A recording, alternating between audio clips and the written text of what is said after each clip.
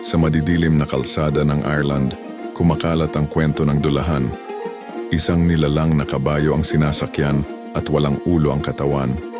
Sa halip, hawak niya ang sarili niyang ulo, may ngiting malupit at mga matang parang apoy na nagliliyab sa dilim.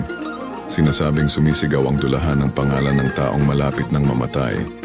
At kung sino man ang makarinig ay agad na mawawala sa mundo. Ang kanyang whip ay gawa sa gulugod ng tao at tumutulo ang dugo mula sa bibig ng kanyang ulo na parang walang tigil.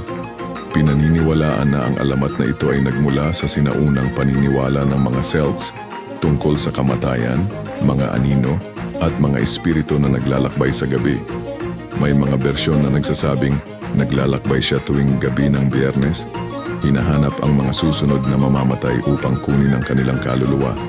Kung susubukan mo siyang titigan, pupukpok niya ang iyong mga mata gamit ang isang timba ng dugo, kaya't marami ang takot na tumingin sa kanya. Ang iba pang kwento ay nagsasabing hindi siya napipigilan ng anumang pinto o pader. Lahat ay dadaanan niya ng walang kahirap-hirap. Ayon sa alamat, ang tanging panlaban sa kanya ay ang ginto, kaya't nagdadala ng barya ang mga tao upang itaboy siya at maprotektahan ang kanilang sarili. Hanggang ngayon, kinikilabutan at iniiwasan ng mga taga-Ireland ang madidilim na kalsada tuwing gabi, baka sakaling masalubong nila ang dulahan, ang walang ulong kabayo ng kamatayan.